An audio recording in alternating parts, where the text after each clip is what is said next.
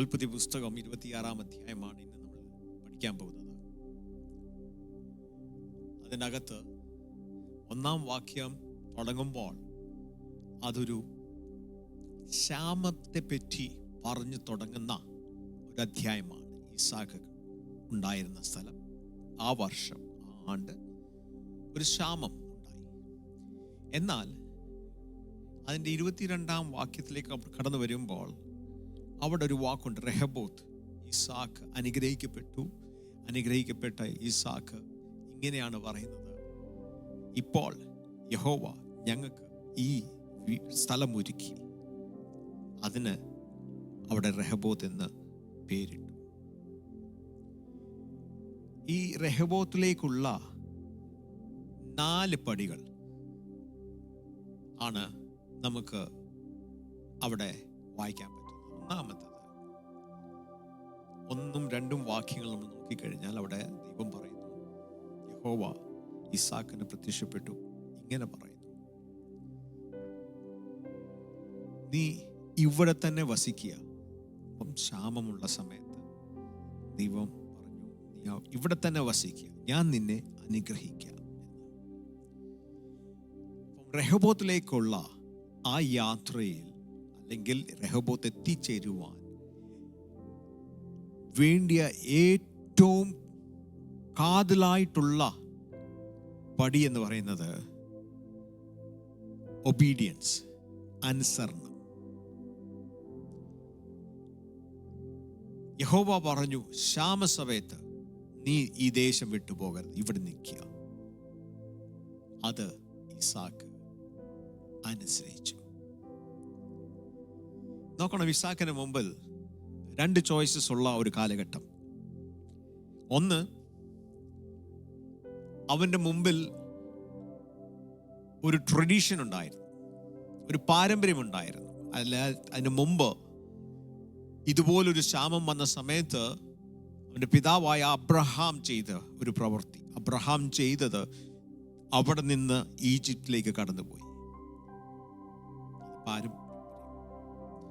എന്നാൽ ഇസാക്ക് പാരമ്പര്യത്തെ അല്ല പിന്തുടരുന്നത്. എൻ്റെ പിതാവ് ഇത് ചെയ്തു എന്നല്ല പറയുന്നത്. എന്നാൽ ഇസാക്ക് പറയുന്നത്, ഞാൻ യഹോവ പറഞ്ഞത് ചെയ്യും. അങ്ങനെ യഹോവ പറഞ്ഞത് ചെയ്യാൻ തീരുമാനിച്ച ഇസാക്കിനെ ദൈവം ആ വർഷം തന്നെ 100 ഇരട്ടി അനുഗ്രഹിച്ചു. പാരമ്പര്യം പിന്തുടർന്ന ഇസാക്കല്ല അനുഗ്രഹം പ്രാപിച്ചത്, യഹോവ പറഞ്ഞത് കേട്ട ഇസാക്കാണ് അനുഗ്രഹം പ്രാപിച്ചത്. പാരമ്പര്യം വിട്ടുകളഞ്ഞ്, പാരമ്പര്യമല്ല ദൈവം പറയുന്നതാണ് അനുഗ്രഹത്തിൻ്റെ ഏറ്റവും പ്രധാനപ്പെട്ട അടിയെന്ന് വിശ്വസിച്ച ഈ ഇസാക്കിന്റെ ജീവിതത്തിൽ അനുഗ്രഹം വന്നുവെങ്കിൽ നാം ഓരോരുത്തരും പിന്തുടരുന്നത് സർവശക്തനായ ദൈവം പറയുന്നതായിരിക്കണം. ദൈവത്തിൻ്റെ വചനം പിന്തുടർന്നാൽ വിശാലതയിലേക്ക് ദൈവം നമ്മളെ കൊണ്ടുപോകും. എത്ര വിശ്വസിക്കുന്നു? സ്തോത്രം. അപ്പം ഇസാക്ക് അനുസരിച്ചു. 2, ഇസാക്ക് യഹോവയിൽ ആശ്രയം വെച്ചു. ആ കാലഘട്ടം ചുറ്റും ഫെമൈൻ, ക്ഷാമം. അപ്പം ഒറ്റൊരു വാക്കും കൊണ്ടാണ് യഹോവ പറഞ്ഞത് കേൾക്കുവാൻ കേട്ട് അനുസരിച്ച് നിന്ന ഇസാക്കിനെ ദൈവം അനുഗ്രഹിച്ചു. He just trusted God. So this Isaac, who had put his trust in God, was blessed. No matter what you do and what you are, always trust God. ദൈവത്തിൽ ആശ്രയിക്കുക. അവൻ്റെ മുഖത്തേക്ക് നോക്കിയവൻ ആരും ലജ്ജിച്ചു പോയിട്ടില്ല. സർവശക്തനായ ദൈവമാണ് കൈയിട്ട് ചെയ്യുന്ന നമ്മുടെ ജോലിയെ, നമ്മുടെ പ്രവൃത്തിയെ അനുഗ്രഹിക്കുന്നത്. ആശ്രയം യഹോവയിലുള്ള മനുഷ്യൻ ഭാഗ്യവാൻ. ദൈവം ഇസ്ഹാക്കിനെ അനുഗ്രഹിച്ചു. മൂന്നാമത്തെ പടി തിരുവചനം നമ്മൾ നോക്കുമ്പോൾ, ഈ പ്രതിസന്ധികളുടെ ഇടയ്ക്കും ഇസ്ഹാക്ക് സഹിഷ്ണുതയുള്ളവനായിരുന്നു. പിടിച്ചു നിന്നു. ഒന്ന്, അനുസരണം. രണ്ട്, ആശ്രയം. മൂന്ന്, സഹിഷ്ണുത. ഒറ്റ പ്രതിസന്ധിയിലും അവൻ പതറുവാൻ ഇടവന്നില്ല. നോക്കിക്കേ, ആ 26-ാം അധ്യായത്തിലേക്ക് നമ്മൾ നോക്കുമ്പോൾ 20-ാം വാക്യത്തിൽ ഇങ്ങനെയാണ് എഴുതുന്നത്: The herders of Gerar quarreled with those of Isaac and said, "The water is ours." So he named the well Esek, because they disputed with him. അതിന്റെ അടുത്ത വാക്ക്, Then they dug another well, but they quarreled over that one also. So he named it Sitna. രണ്ട് കിണറുകൾ. ഒന്നിന്റെ പേര് ഈസെക്, അടുത്ത കിണറിന്റെ പേര് സിത്ന. പ്രതിസന്ധികളാ. ഞാൻ ഈ അധ്യായം ഓടിച്ചു പോകുകയാ. നമ്മുടെ പ്രാർത്ഥന, ഇന്നത്തെ പ്രാർത്ഥനയ്ക്ക് നമ്മുടെ ജീവിതത്തിൽ നമ്മൾ ദൈവത്തോട് പ്രാർത്ഥിക്കുമ്പോൾ ചില കാര്യങ്ങൾ അറിഞ്ഞിരിക്കണം. അത് മാത്രമേ ഉള്ളൂ. അതുകൊണ്ട് ചുരുക്കമായ ഒരു 5 മിനിറ്റ് കൂടെ എടുക്കത്തുള്ളൂ. ശ്രദ്ധിച്ചാട്ട്. ഈസെക് എന്ന് ആ കിണറിന് പേരിട്ടു. ഈസെക് എന്ന വാക്കിന്റെ അർത്ഥം ശണ്ട, ഡിസ്പ്യൂട്ട്. അതിനുശേഷം 21-ാം വാക്യത്തിൽ മറ്റൊരു കിണർ സിത്ന. സിത്ന എന്ന വാക്കിന്റെ അർത്ഥം എതിർപ്പ്, ഒപ്പോസിഷൻ. ശ്രദ്ധിച്ചാട്ട്. സഹിഷ്ണുതയോട് ഇസ്ഹാക്ക് ഈ പ്രതിസന്ധികളെ വിശ്വാസത്തോട് നേരിട്ടത് ഒരു അധ്യായമാണ് 26-ാം അധ്യായം. നമുക്കെല്ലാം രഹോബോത്ത് ഇഷ്ടമാണ്, വിശാലത ഇഷ്ടമാണ്. നമ്മളെല്ലാം ദൈവത്തോട് പ്രാർത്ഥിക്കും, വിശാലത വേണം. ആ വിശാലതയിലേക്കുള്ള വഴിയിൽ നാം ഫേസ് ചെയ്യാൻ സാധ്യതയുള്ള 2 സ്പിരിറ്റുകൾ, 2 ശക്തികൾ. ഒന്ന് ഈസെക്. ഈസെക് എന്ന വാക്കിന്റെ അർത്ഥം ഞാൻ പറഞ്ഞല്ലോ, ഷണ്ട. അതൊരു സ്പിരിറ്റാ.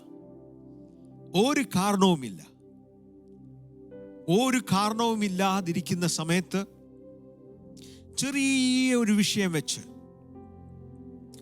ചെറിയൊരു സംസാരം തുടങ്ങി, അത് വലിയ വിഷയമായി. സമാധാനം നഷ്ടപ്പെട്ടു,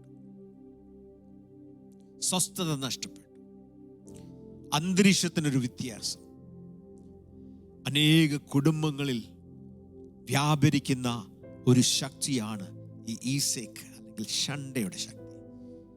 സ്പിരിറ്റ് ഓഫ് ഡിസ്പ്യൂട്ട്. തമാശന് പറഞ്ഞ്,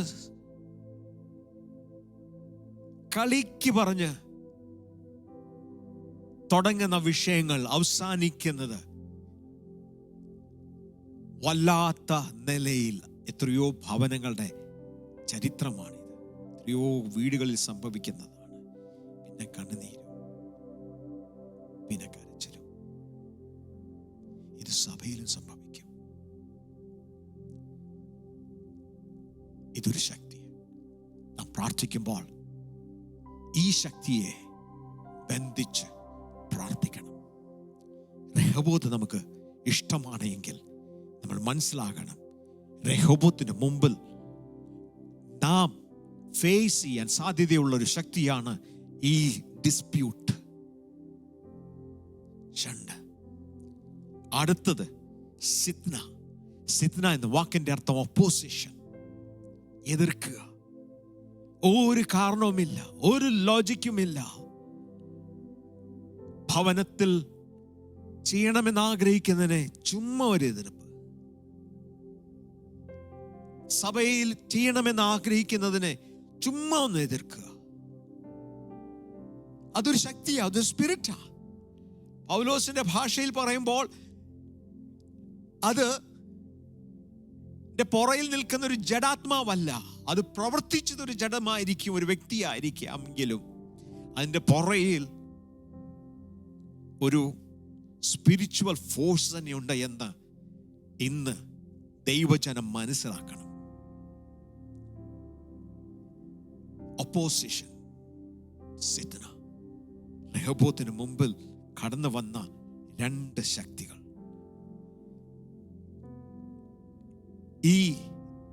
ഇത് തുടങ്ങുന്നത് എവിടാ? യാക്കോബിന്റെ ലേഖനം 4-ാം അധ്യായം അതിന്റെ 1-ാം വാക്യം ഇങ്ങനെ പറയുന്നു: What causes fights and quarrels among you? Use ചെയ്ത രണ്ട് വാക്കുകളാണ്, ഈശേക്കും സിത്നയും. Don't they come from your desires that battle within you? എന്ന് പറഞ്ഞാൽ ഈ രണ്ടും ഡിസ്പ്യൂട്ട് ആൻഡ് ഒപ്പോസിഷൻ, ചണ്ടയും എതിർപ്പും, അത് ആരംഭിക്കുന്നത് ഓരോ വ്യക്തിയിൽ കിടക്കുന്ന ചില സെൽഫിഷ് ആയിട്ടുള്ള, ചില ജഡീയമായുള്ള വിഷയങ്ങളാണ്.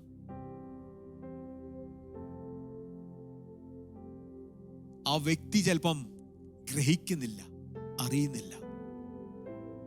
ദൈവകൃപ പ്രാപിച്ച നാം ഓരോരുത്തരും അതറിഞ്ഞ് അതിന്മേൽ ജയം തരുവാൻ തക്കോണം സർവശക്തനായ ദൈവം നമുക്ക് മതിയായവന്. ഇന്ന് രാത്രി നമ്മൾ പ്രാർത്ഥിക്കുമ്പോൾ നമ്മൾ പ്രാർത്ഥിക്കേണ്ടത് ഇവണ്: കർത്താവേ, ഞാൻ ചെയ്യുന്നതിന് തടസ്സമായി നിൽക്കുന്നതും ചണ്ടയായി അതിനെ എതിർക്കുന്നതും സകല സ്പിരിറ്റുകളെയും കർത്താവായ യേശുവിന്റെ നാമത്തിൽ ഞാൻ അങ്ങ് തന്ന അധികാരത്തിൽ അതിനെ ബന്ധിക്കുന്നു. പാമ്പിനെയും തേളിനെയും ചവിട്ടാൻ മിതിക്കുവാൻ തക്കോണം അധികാരം തന്നവനാണ് എൻ്റെ കർത്താവ്. ഇവിടെ കെട്ടുന്നത് സ്വർഗത്തിൽ കെട്ടപ്പെടുമെന്ന് ദൈവത്തിന്റെ വചനത്തിലുണ്ട്. ഇവിടെ അഴിക്കുന്നത് സ്വർഗത്തിൽ അഴിക്കപ്പെടുമെന്ന് തിരുവചനത്തിലുണ്ട്. ഇന്ന് രാത്രി നമ്മൾ പ്രാർത്ഥിക്കുമ്പോൾ കുടുംബത്തിന്റെ അനുഗ്രഹത്തിന് വേണ്ടി, കുടുംബത്തിന്റെ വിശാലതയ്ക്ക് വേണ്ടി പ്രാർത്ഥിക്കും, സഭയുടെ വിശാലതയ്ക്ക് വേണ്ടി പ്രാർത്ഥിക്കുമ്പോൾ ഈ രണ്ട് ശക്തികളെയും കർത്താവേ ഞാൻ അങ്ങ് തന്ന അധികാരത്തിൽ ബന്ധിക്കുന്നു എന്ന് നമ്മൾ പ്രാർത്ഥിക്കാം. അതിന്മേൽ ജയം കിട്ടുമ്പോഴാണ് രഹോബോത്ത്. ഈസാക്ക് പറയുന്നു, അവിടെ രഹോബോത്തിൽ ശണ്ടയില്ലായിരുന്നു. സർവശക്തനായ ദൈവം അങ്ങനത്തെ ഒരു വിശാലത നിങ്ങൾക്ക് തരട്ടെ എന്ന്